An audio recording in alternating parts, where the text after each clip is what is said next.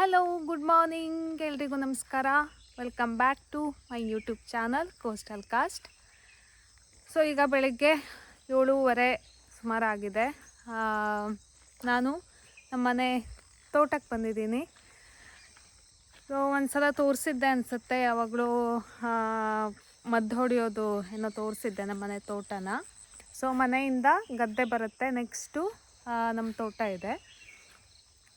ಈಗ ನಾನು ಇತ್ತೀಚೆಗೆ ಒಂದು ವಾರದಿಂದ ಮಾಡಿಕೊಂಡಂತಹ ರೂಢಿ ಅಂದರೆ, ಬೆಳಗ್ಗೆ ಎದ್ದು ಒಂದು ಸ್ವಲ್ಪ ತಿಂಡಿಗೆಲ್ಲ ರೆಡಿ ಮಾಡಿಟ್ಟು ಒಂದು 20 ನಿಮಿಷ ತೋಟದ ಕಡೆ ಬಂದು ಹೋಗ್ತೀನಿ. ಸೊ ಒನ್ ಡೇ ಹೀಗೆ ಬಂದಿದ್ದೆ, ಯಾಕೋ ಸ್ವಲ್ಪ ಹೀಗೆ ಓಡಾಡ್ಕೊಂಡು ಹೋಗೋಣ ಅಂತ ಅನ್ನಿಸ್ತು. ಸೊ ತುಂಬ ಏನೋ ರಿಫ್ರೆಶ್ ಅನ್ನಿಸ್ತು, ಮನಸ್ಸಿಗೆ ಖುಷಿ ಆಯಿತು. ಡೈಲಿ ಇದೇ ರುಟೀನನ್ನು ಫಾಲೋ ಮಾಡೋಣ ಅಂತ ಅನ್ನಿಸ್ತು. ಸೊ ಈಗ ಒಂದು ವೀಕಿಂದ ಇದೇ ರೂಟೀನನ್ನು ಫಾಲೋ ಮಾಡ್ತಾ ಇದ್ದೀನಿ. ಯಾಕೆಂದರೆ ಒಂಥರ ತಂಪಾಗಿರುತ್ತೆ. ಈಗ ಬೇಸಿಗೆ ಶುರುವಾಗಿದ್ದರಿಂದ ಉಳಿದಿದ್ದ ಟೈಮಲ್ಲಿ ಸೆಕೆ ಅಂತ ಅನಿಸ್ತಾ ಇರುತ್ತೆ, ಬಿಸಿಲಿರುತ್ತೆ. ಬಟ್ ಈ ಟೈಮಲ್ಲಿ ನೋಡ್ತಾ ಇರ್ಬೋದು, ಒಂಥರ ಹನಿ ಎಲ್ಲ ಬಿದ್ದು ಕೂಲಾಗಿರುತ್ತೆ. ಹಾಗೆಯೇ ಏನೋ ತುಂಬ ಖುಷಿ ಅನಿಸುತ್ತೆ. ಯಾರು ಒಂಥರ ನಿಶ್ಶಬ್ದ ಆಗಿರುತ್ತೆ, ಏನೋ ಹಕ್ಕಿ ಎಲ್ಲ ಚಿಲಿಪಿಲಿ ಹನಿ ಬೀಳ್ತಾ ಇರೋ ಸೌಂಡು. ಸೊ ತುಂಬ ಖುಷಿ ಅನಿಸುತ್ತೆ. ನೀವು ಫೀಲ್ ಮಾಡಿರ್ಬೋದು ತುಂಬ ಜನ ತೋಟ ಇದ್ದವರು. ಹೀಗೆ ಒಂದು ರೌಂಡು ನಮ್ಮ ತೋಟ ಎಲ್ಲಿ ತನಕ ಇದೆಯೋ ಅಲ್ಲಿ ತನಕನೂ ಹೋಗಿ, ಏನಾದರೂ ಅಡಿಕೆ ಸ್ವಲ್ಪ ಬಿದ್ದಿರುತ್ತಲ್ಲ, ದಿನ ಒಂದು 25-30 ಅಡಿಕೆ ಸಿಗತ್ತೆ. ಸೊ ತಗೊಂಡು ಹಂಬಾಳೆ ಅದೇನಾದ್ರು ಬಿದ್ದುಕೊಂಡಿದ್ರೆ ನಮ್ಮ ಆಕಳಿಗೆ ತೊಗೊಂಡು ಹೋಗಿ ಕೊಡೋದು. ಸೊ 1 ವೀಕಿಂದ ಇದು ನನ್ನ ರುಟೀನ್ ಆಗಿದೆ. ಸೊ ಅದನ್ನೇ ಫಾಲೋ ಮಾಡಬೇಕು ಅಂತ ಅಂದ್ಕೊಂಡಿದ್ದೀನಿ. ಯಾಕೆಂದರೆ nature is the best therapist ಅಂತ ಹೇಳ್ತಾರಲ್ಲ, ಹಾಗಾಗಿ ಏನೋ ಖುಷಿ ಅಂತ ಅನಿಸುತ್ತೆ ಒಂದು ಸಲ ಬಂದು ಹೋದರೆ. ಉಳ್ದಿದ್ದ ಟೈಮಲ್ಲಿ ಯಾಕೋ ಗೊತ್ತಿಲ್ಲ, ಬರೋಕ್ಕೆ ಮನಸ್ಸು ಬರಲ್ಲ. ಹಾಗಾಗಿ ಇದು ನನಗೆ ಸೆಟ್ ಆಗಿದೆ, ಹಾಗೆ ತುಂಬ ಖುಷಿ ಅನ್ನಿಸ್ತು, ಹಾಗಾಗಿ ಬರ್ತಾಯಿದ್ದೀನಿ. ಸೊ ನೋಡಿ, ಈ ಥರ ಒಂದೊಂದು ಅಡಿಕೆ ಅಲ್ಲಿ ಇಲ್ಲಿ ಬಿದ್ಕೊಂಡಿರುತ್ತೆ. ಸೊ ಇಡೀ ತೋಟ ಸುತ್ತಿದ್ರೆ ಸುಮಾರಿಷ್ಟು ಅಡಿಕೆ ಸಿಗತ್ತೆ.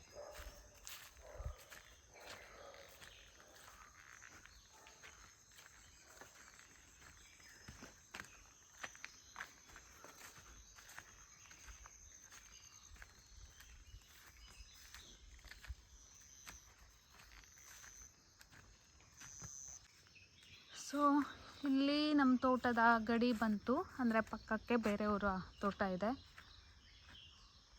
ಇದೇನು ಗೊತ್ತಾ, ಜಾಯಿಕಾಯಿ ಮರ. ಕಾಯಿ ಕಾಣ್ತಾ ಇಲ್ಲ. ಸೊ ಜಾಯಿಕಾಯಿ ಮರ ಒಂದು ಸ್ವಲ್ಪ ಹಾಕಿದ್ದೀವಿ ತೋಟದಲ್ಲಿ. ಯಾಕೆಂದರೆ ಅಲ್ಲಲ್ಲಿ ಇದ್ದರೆ ಜಾಯಿಪತ್ರೆ ಅಂತ ಸಿಗತ್ತಲ್ವ, ಅಂದರೆ ಆಗತ್ತಲ್ವ. ಸೊ ಅದಕ್ಕೆ ತುಂಬ ರೇಟ್ ಇದೆ ಅಂತ.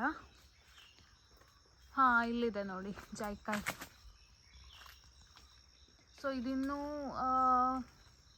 ಲೇಟ್ ಅನಿಸುತ್ತೆ, ಯಾಕೆಂದರೆ ಕಾಯಿ ಆಗಿ ಅದು ಬೆಳಿಬೇಕು. ಆಲ್ಮೋಸ್ಟ್ ಮಳೆಗಾಲದ ಟೈಮಿಗೆ ಎಲ್ಲ ಹಣ್ಣಾಗಿ ಉದ್ರಕ್ಕೆ ಸ್ಟಾರ್ಟ್ ಆಗುತ್ತೆ, ಆವಾಗ ಎಲ್ಲನೂ ಹಾರ್ವೆಸ್ಟ್ ಮಾಡ್ತೀವಿ. ಸೊ ಇಲ್ಲಿಗೆ ನಮ್ಮ ತೋಟ ಹೆಂಡಾಗುತ್ತೆ.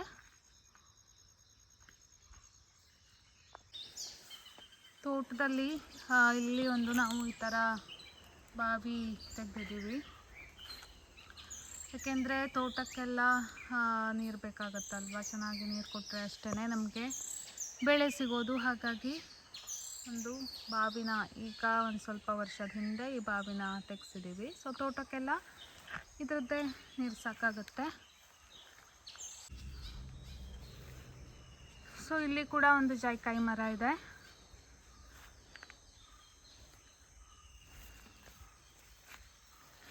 ಸುಮಾರಿಷ್ಟು ಅಡಿಕೆ ಬಿದ್ಕೊಂಡಿದೆ ನೋಡಿ. ಈ ಥರ ಕೆಲವೊಂದು ಕಡೆ ಸುಮಾರಿಷ್ಟು ಅಡಿಕೆ ಬಿದ್ದಿರುತ್ತೆ, ಇಲ್ಲಾಂದರೆ ಒಂದೊಂದು ಅಡಿಕೆ ಅಲ್ಲಲ್ಲಿ ಬಿದ್ದಿರುತ್ತೆ.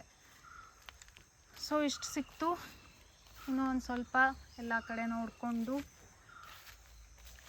ತೊಗೊಂಡು ಹೋಗಬೇಕು.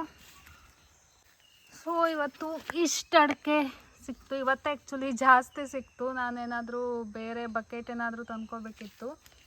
ಸೊ ನನಗೆ ಈ ಥರ ದೊಡ್ಡದು ಸಿಕ್ಕಿದೆ, ಇದರಲ್ಲೇ ಹಾಕ್ಕೊಂಡು ತೊಗೊಂಡು ಹೋಗ್ಬೇಕೀಗ. ಸೊ ಸೊ ಮುಗೀತು. ಆ್ಯಕ್ಚುಲಿ ಇವತ್ತೇ ಜಾಸ್ತಿ ಅಡಿಕೆ ಸಿಕ್ತು. ನಾನೇನು ಅಂದ್ಕೊಂಡೆ ಒಂದು ದಿನ ಒಂದು 30-40 ಇಷ್ಟೇ ಸಿಕ್ತಿತ್ತು, ಹಾಗಾಗಿ ಏನೂ ತಂದಿರಲಿಲ್ಲ. ಇದರಲ್ಲೇ ಒಂದು ಹಾಳೆಯಲ್ಲಿ ಹಾಕ್ಕೊಂಡು ಹೋಗ್ತಿದ್ದೆ. ಬಟ್ ಇವತ್ತು ಸ್ವಲ್ಪ ಜಾಸ್ತಿ ಸಿಕ್ಕಿದ್ರಿಂದ ಒಂದು ಇಷ್ಟು ಆಯಿತು ಇವತ್ತಿನ ಸಂಪಾದನೆ. ಸೊ ದೊಡ್ಡ ಹಾಳೆಯಲ್ಲಿ ಹಾಕ್ಕೊಂಡು ಹೋಗ್ತಾಯಿದ್ದೀನಿ. ಅಷ್ಟೇ ಒಂದು 20 ನಿಮಿಷ ತಿರುಗಾಡಿದರೆ ಎಲ್ಲ ಕಡೆ ತೊಗೊಂಡು ಹೋಗ್ಬೋದು. ಅಡಿಕೆನೂ ಹೆಕ್ದಾಗುತ್ತೆ, ಹಾಗೆಯೇ ಮೈಂಡು ಫ್ರೆಶ್ ಆಗುತ್ತೆ, ಒಂದು ಸ್ವಲ್ಪ ಹೊತ್ತು ವಾಕಿಂಗ್ ಆಗುತ್ತೆ. ಸೊ ಇಷ್ಟೆಲ್ಲ ಬೆನಿಫಿಟ್ಸ್ ಇದೆ ಬೆಳಗ್ಗೆ ತೋಟಕ್ಕೆ ಬರೋದ್ರಿಂದ. ಸೊ ಬಿಸಿಲು ಕೂಡ ಬರ್ತಾ ಇದೆ ಲೈಟಾಗಿ. ಒಂದು ಸ್ವಲ್ಪ ಹೊತ್ತು ಬಿಸಿಲಿಗೆ ಕೂತ್ಕೊಂಡು ಹಾಗೆಯೇ ಮನೆಗೆ ಹೋಗೋದು. ಹಾಗೆಯೇ ನಾವು ಈ ಥರ ಹಾಳೆನ ಸ್ಟೋರ್ ಮಾಡಿ ಇಡ್ತೀವಿ ಒಂದು ಕಡೆ. ಅಂದರೆ ಇಲ್ಲಿ ನಮ್ಮನೆ ಹತ್ತಿರದಲ್ಲೇ ಹಾಳೆ ಕಡೆ ಇದರಿಂದ ಪ್ಲೇಟ್ಸ್ ಎಲ್ಲ ಬರುತ್ತಲ್ಲ, ಬೌಲು ಪ್ಲೇಟ್ಸು, ಈ ಫಂಕ್ಷನಿಗೆಲ್ಲ ಯೂಸ್ ಮಾಡ್ತೀವಲ್ಲ. ಸೊ ಅದನ್ನು ಫ್ಯಾಕ್ಟ್ರಿ ಇದೆ ಒಬ್ಬರದು. ಸೊ ಅವರು ಪರ್ಚೇಸ್ ಮಾಡ್ತಾರೆ. ಅಂದರೆ ಗೊತ್ತಿಲ್ಲ ಎಷ್ಟಂತ. ಈಗ ದೊಡ್ಡದು ಈ ಥರ ಚೆನ್ನಾಗಿರೋದಕ್ಕೆ 1 ಪೀಸಿಗೆ ₹1 ಅಥವಾ 2 ಪೀಸಿಗೆ ₹1 ಹಾಗೇನೋ ಹಾಕ್ತಾರೆ ಅನಿಸುತ್ತೆ. ಬಟ್ ತೋಟದಲ್ಲಿ ಸುಮಾರಷ್ಟು ದಿನದಿಂದ ನಾವು ಈ ಥರ ಎಲ್ಲ ಒಟ್ಟು ಮಾಡಿ ಕೊಡ್ತೀವಿ.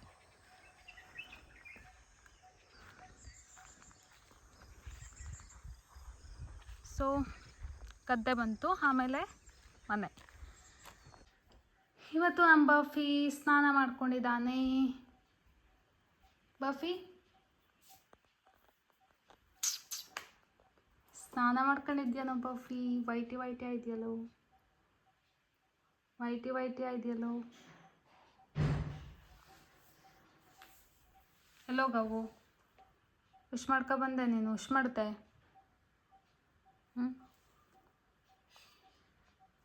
ಹೊರಗೋಗವು. ರಾಣಿ ಎಲ್ಲೊತ್ತು? ರಾಣಿ ನಾ ಹೋಗ್ತೆ, ರಾಣಿ ಹತ್ರ ನಾ ಹೋಗ್ತೆ ನಾನು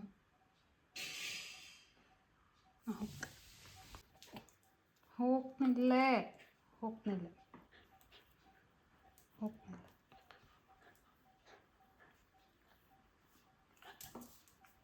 ಕೂತ್ಕ, ಹೋಗು, ಮಲ್ಗು. ಹೋಗ್ತಿಲ್ಲ ನಾನು. ಸಂಜೆ ಹೋಗ್ಪ, ಸಂಜೆ ವಾಕಿಂಗಿಗೆ ಹೋಗ್ಪ.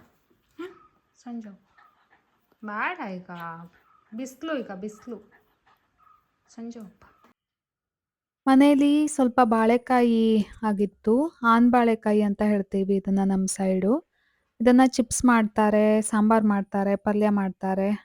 ಚಿಪ್ಸಿಗೆ ಚೆನ್ನಾಗಿ ಬರುತ್ತೆ ಇದು. ಅಂದರೆ ಉಳ್ದಿದ್ದ ಬಾಳೆಕಾಯಿಗಿಂತ ಇದು ಚಿಪ್ಸಿಗೆ ಚೆನ್ನಾಗಿ ಬರುತ್ತೆ.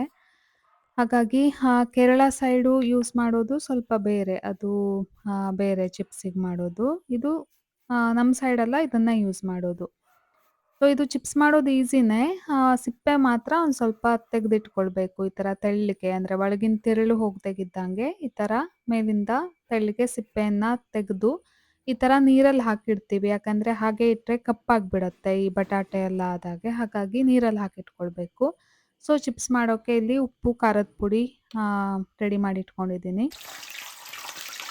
ಅತ್ತೆ ತುರಿತಾ ಇದ್ದಾರೆ. ಅಂದರೆ ಇದನ್ನು ನಾವು ತುರಿದು ನಮ್ಮ ಮನೆಯಲ್ಲಿ ಮಾಡೋದು ಹೀಗೆ. ಅಂದರೆ ಡೈರೆಕ್ಟ್ ಬಂಡಿಲೇ ನಾವು ತುರಿದು ಬಿಡ್ತೀವಿ. ಅಂದರೆ ಅದು ತುರಿದಿಟ್ರೆ ಕಪ್ಪಾಗಿಬಿಡತ್ತೆ ಅಂತ.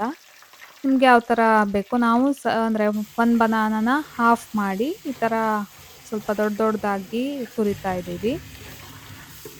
ಇದು ಜಾಸ್ತಿ ಹೊತ್ತು ಏನು ಬೇಕಾಗೋದಿಲ್ಲ, ಬೇಗ ಫ್ರೈ ಆಗಿಬಿಡತ್ತೆ.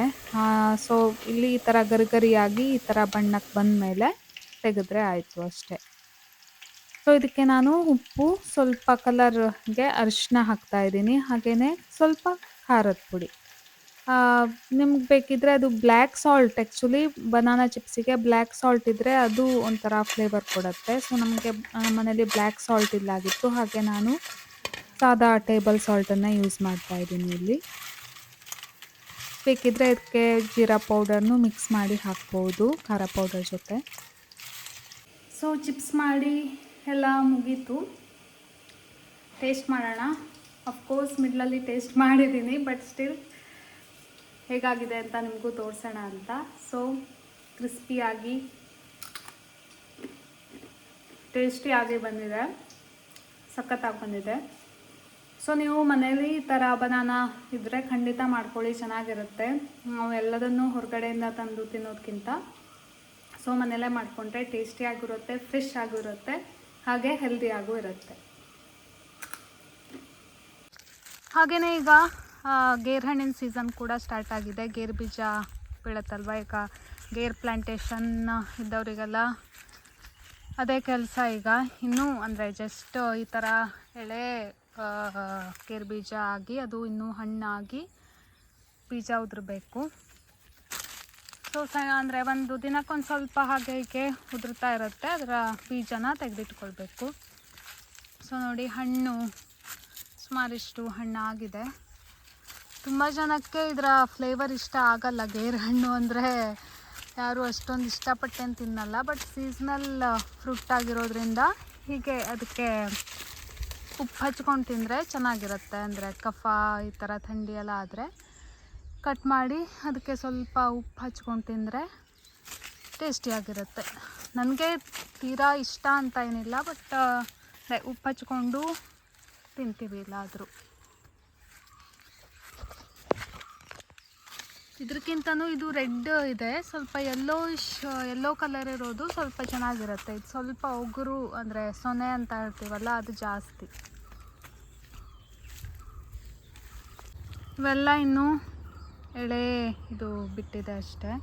ಆ್ಯಕ್ಚುಲಿ ಇದ್ರ ಒಳಗಡೆ ಇರೋದು ಒಂಥರ ಹಸಿ ಗೇರು ಬೀಜ, ಸಖತ್ತಾಗಿರುತ್ತೆ ತಿನ್ನೋಕ್ಕೆ. ಬಟ್ ಅದನ್ನು ತೆಗೆದು ಅಂದರೆ ಕೈಯೆಲ್ಲ ಸುಟ್ಟೋದಾಗುತ್ತೆ. ಯಾರಾದ್ರು ತೆಕ್ಕೊಡೋರಿದ್ದರೆ ನಮ್ಮ ಮನೆಗೆ ಮುಂಚೆ ಕೆಲಸಕ್ಕೆ ಬರೋರ ಹತ್ರ ನಾವು ಹೀಗೆ ಒಂದು 4 ಇದನ್ನು ತೆಗೆಸ್ಕೊಳ್ತಿದ್ವಿ.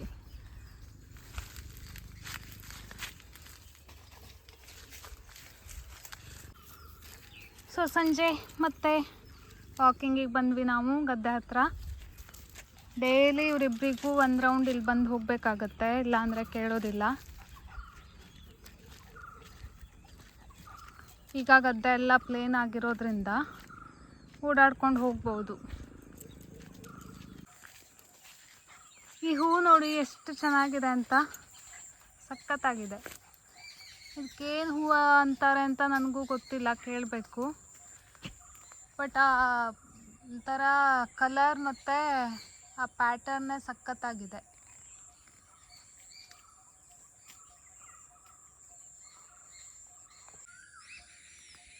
ರಾಣಿ. ಸೊ ಇದಾಗಿತ್ತು ಇವತ್ತಿನ ವ್ಲಾಗ್. ಸೊ ನನ್ನ ದಿನ ಸ್ಟಾರ್ಟ್ ಆಗಿದ್ದು ಅದೇ ಗ್ರೀನರಿಯಿಂದ. ಹಾಗೆಯೇ ಡೇ ಕಂಪ್ಲೀಟ್ ಆಗೋದು ಕೂಡ, ಎಂಡ್ ಆಗೋದು ಕೂಡ ಒಂದು ಸಲ ನನ್ನ ಪೆಟ್ಸ್ ಜೊತೆ ಒಂದು ಸಲ ಈ ಥರ ಓಡಾಡಿಕೊಂಡು. ಆ ಕಡೆ ರೋಡಿಗೆ ಹೋದರೆ ವೆಹಿಕಲ್ಸ್ ಎಲ್ಲ ತುಂಬ ಬರ್ತಾ ಇರುತ್ತೆ, ಹಾಗಾಗಿ ನಾನು ಆದಷ್ಟು ಇವ್ರನ್ನ ಕರ್ಕೊಂಡು ಹೋಗೋದನ್ನು ಅವಾಯ್ಡ್ ಮಾಡಿದ್ದೀನಿ. ಯಾಕೆಂದರೆ ಬಸ್ಸು ದೊಡ್ಡ ದೊಡ್ಡ ವೆಹಿಕಲ್ಸ್ ಎಲ್ಲ ಓಡಾಡೋದ್ರಿಂದ ಅವರಿಗೂ ಗೊತ್ತಾಗೋಲ್ಲ. ಸೊ ಇವರು ಎಲ್ಲಾದರೂ ಮಧ್ಯದಲ್ಲಿ ಹೋಗಿಬಿಟ್ರೆ ಸುಮ್ಮನೆ ಯಾಕೆ ರಿಸ್ಕ್ ಅಂತ. ಸೊ ಈಗಂತೂ ನಮ್ಮ ಗದ್ದೆನೂ ಪ್ಲೇನ್ ಆಗಿರೋದ್ರಿಂದ ಈ ಕಡೆನೇ ಒಂದು ಸಲ ಓಡಾಡ್ಕೊಂಡು ಹೋಗ್ತೀವಿ. ಅಲ್ಲಿ ಹೋಗಿದ್ದಕ್ಕಿಂತನೂ ಇಲ್ಲಿ ಬಂದರೆ ಇನ್ನೂ ಖುಷಿ ಆಗುತ್ತೆ. ಸೊ ಇದಾಗಿತ್ತು ನನ್ನ ಇವತ್ತಿನ ವ್ಲಾಗ್. ಸೊ ಎಲ್ಲರೂ ಖುಷಿಯಾಗಿರಿ, ಆದಷ್ಟು ಈ ಥರ ಗ್ರೀನ್ ಪರಿಸರದಲ್ಲಿ ಟೈಮ್ ಹೆಚ್ಚು ಸ್ಪೆಂಡ್ ಮಾಡಿ ಖುಷಿಯಾಗಿರಿ ಅಂತ ಹೇಳ್ತಾ ಇವತ್ತಿನ ವ್ಲಾಗನ್ನು ಮುಗಿಸ್ತಾ ಇದ್ದೀನಿ. ಎಲ್ರಿಗೂ ಬಾಯ್, ಟೇಕ್ ಕೇರ್.